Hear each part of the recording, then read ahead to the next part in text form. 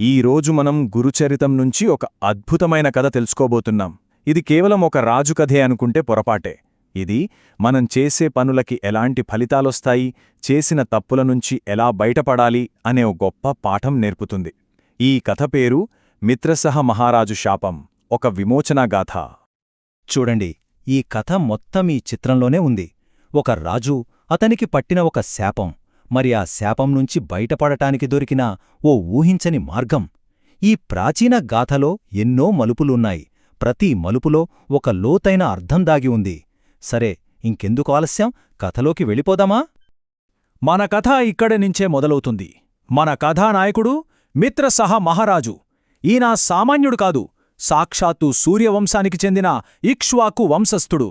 ఎంత గొప్ప పాలకుడంటే ఆయన రాజ్యంలో ధర్మం 4 పాదాల మీద నడిచేదట. కాని ఎంత గొప్పవాళ్లైనా సరే ఒక్కోసారి చిన్న పొరపాటు జీవితాన్ని తలకిందులు చేసేస్తుంది కదా. అదే జరిగింది. అంతా బాగానే ఉంది.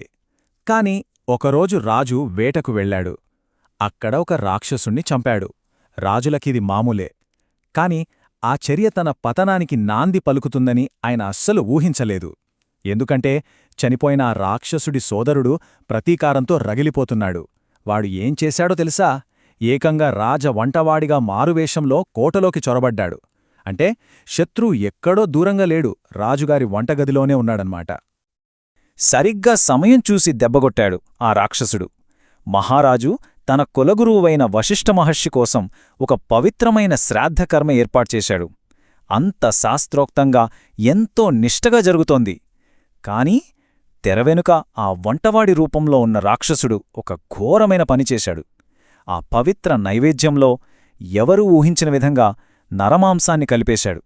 ఇది కేవలం భోజనాన్ని పాడుచేయడమే కాదు, ఒక మహర్షిని, ఒక పవిత్రమైన కార్యాన్ని అవమానించడం లాంటిది. ఇక వశిష్ఠ మహర్షి ఆ భోజనాన్ని చూడగానే తన దివ్యదృష్టితో అసలు విషయం గ్రహించేశారు. ఆయన కళ్ళు కోపంతో నిప్పులు చెరిగాయి. ఓ రాజా, నాకే నరమాంసం వడ్డించావా? ఇంత ధైర్యమా నీకు? ఈ ఘోర పాపానికి శిక్ష అనుభవించి తీరాలి. నువ్వే నరమాంసం తినే బ్రహ్మరాక్షసుడుగా మారిపోతావు. అంతే, మహర్షి నోటివెంట వచ్చిన ఆ మాటలు శాపంగా మారిపోయాయి. రాజు తలరాత ఒక్క క్షణంలో మారిపోయింది. చూసారా, ఒక్క క్షణం, తెలియక చేసిన తప్పు, కాని దానికి శిక్ష ఏకంగా 12 ఏళ్ళు. ప్రజలన్నరూ దేవుళ్లా కొలిచే మహారాజు ఇప్పుడు అడవుల్లో తిరిగే ఒక భయంకరమైన రాక్షసుడు. ఆ 12 ఏళ్ల శాపగ్రస్త జీవితం ఎలా గడిచిందో ఊహించుకుంటేనా భయమేస్తుంది. 12, ఇది కేవలం ఒక నంబర్ కాదు. 12 సంవత్సరాల నరకం. అంటే ప్రతిరోజూ ఆకలి, క్రూరత్వం, తన గతాన్ని గుర్తుచేసుకుంటూ కుమిలిపోవటం. ఒకప్పుడు బంగారు సింహాసనం మీద కూర్చున్న వ్యక్తి ఇప్పుడు కటిక నేలమీద ఆకలితో అలమటిస్తున్నాడు. ఎంతటి దారుణం! ఇక్కడ చూడండి, ఈ 2 చిత్రాలు ఒకే వ్యక్తివి. అంటే నమ్మగలమా? ఒకవైపు కిరీటంతో, రాజటీవీతో ప్రజలను కాపాడే మిత్రసహ మహారాజు. మరోవైపు పదునైన కోరలు, ఆకలితో మండిపోతున్న కళ్ళు, మనిషిని తినే బ్రహ్మరాక్షసుడు. ఒకే వ్యక్తి, కాని జీవితం ఎలా మారిపోయిందో చూడండి. అతని పతనానికి ఇంతకంటే నిదర్శనం ఏం కావాలి? సరే, 12 ఏళ్లు గడిచాయి, శాపం కూడా తీరిపోయింది. రాజుకి మళ్లీ తన మానవ రూపం వచ్చేసింది. హమ్మయ్యా, అంతా అయిపోయిందనుకున్నాడు. కాని అసలు సమస్య అప్పుడే మొదలైంది. అతని శరీరం మారింది, కాని అతను చేసిన పాపం అతన్ని వదల్లేదు. ఆ బ్రాహ్మణుని చంపానన్న పాపభీతి ఒక భయంకరమైన భూతంలా అతన్ని వెంటాడ్డం మొదలుపెట్టింది. బయట రూపం మారింది, కాని లోపల మనశ్శాంతి లేదు. ఇలా అంతులేని బాధలో, నిరాశలో ఉన్న రాజుకి ఒక ఆశాకిరణంలా కనిపించారు గౌతమ మహర్షి. రాజు పడుతున్న పశ్చాత్తాపాన్ని చూసి ఆయనకు ఒక దారి చూపించాలి అనుకున్నారు. అసలు రాజుని అంతలా వేధిస్తున్న ఆ పాపమేంటి?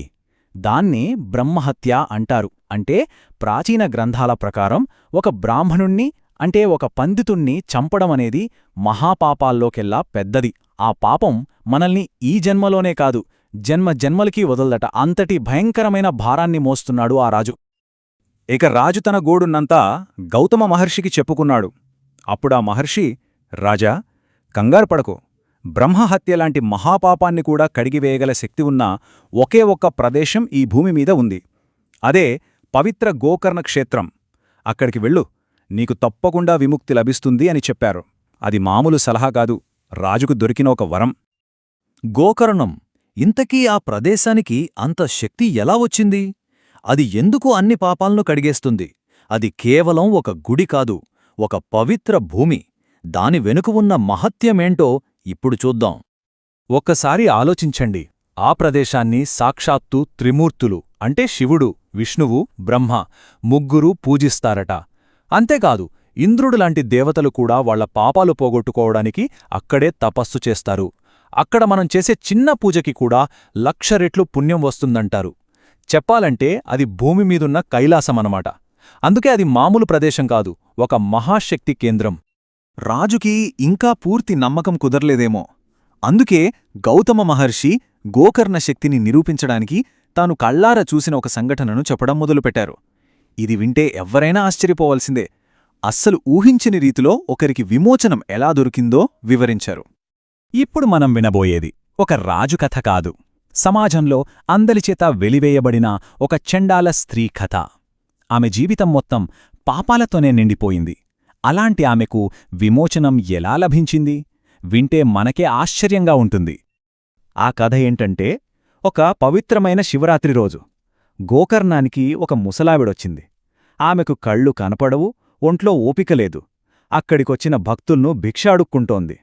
ఒక భక్తుడికి విసుగొచ్చి ఆమెను అక్కడ్నుంచి పంపించేయడానికి చేతిలో ఉన్న ఒక బిల్వపత్రాన్ని ఆమె మీదికి విసిరాడు. ఆమెకు అది పనికిరాని ఆకులా అనిపించి దాన్ని విసురుగా పక్కకు విసిరేసింది. కాని దైవసంకల్పం చూడండి, ఆ ఆకు నేరుగా వెళ్ళి పక్కనే ఉన్న ఒక శివలింగం మీద పడింది. అంతే, ఆమెకు తెలియకుండానే శివుడికొక పూజ జరిగిపోయింది, పూర్తిగా అనుకోకుండా. కొన్నాళ్లకు ఆమె చనిపోయింది. అప్పుడు ఒక అద్భుతం జరిగింది. ఏకంగా శివలోకం నుంచి శివగణాలు ఒక దివ్య విమానాన్ని తీసుకుని ఆమె ఆత్మను తీసుకెళ్లడానికొచ్చారు. జీవితాంతం పాపాలు చేసిన ఆమె తెలియకుండా అనుకోకుండా చేసిన ఒక్క చిన్న పనికి మోక్షాన్నే పొందింది. ఈ చిత్రంలో మనం చూస్తున్నది ఆ అద్భుతమైన క్షణాన్నే. చూశారా? పాపాలు చేసిన ఒక స్త్రీకే మోక్షం లభించింది. ఈ కథ విన్న తర్వాత మిత్రసహ మహారాజులో ఒక కొత్త ఆశ చిగురించింది. ఇప్పుడు ఈ 2 కథలను కలిపి చూస్తే ఈ మొత్తం గాథలో ఉన్న అసలు నీతి ఏంటో మనకు అర్థమవుతుంది. దీంతో మనందరిలో ఒక ప్రశ్న వస్తుంది. ఒక పవిత్ర స్థలంలో అనుకోకుండా చేసిన ఒక చిన్న భక్తి పని జీవితాంతం చేసిన పాపాలను నిజంగా తుడిచివేయగలదా? ఇది నమ్మడానికి కాస్త కష్టంగానే ఉంది కదా. దానికి మహర్షి చెప్పిన సమాధానం అవునూ, తుడిచివేయగలదు. ఆ స్త్రీ జీవితం మొత్తం పాపాలతోనే నిండి ఉంది, నిజమే. కాని గోకర్ణ క్షేత్రం యొక్క అపారమైన శక్తి ముందు ఆమె పాపాలు చాలా చిన్నవి.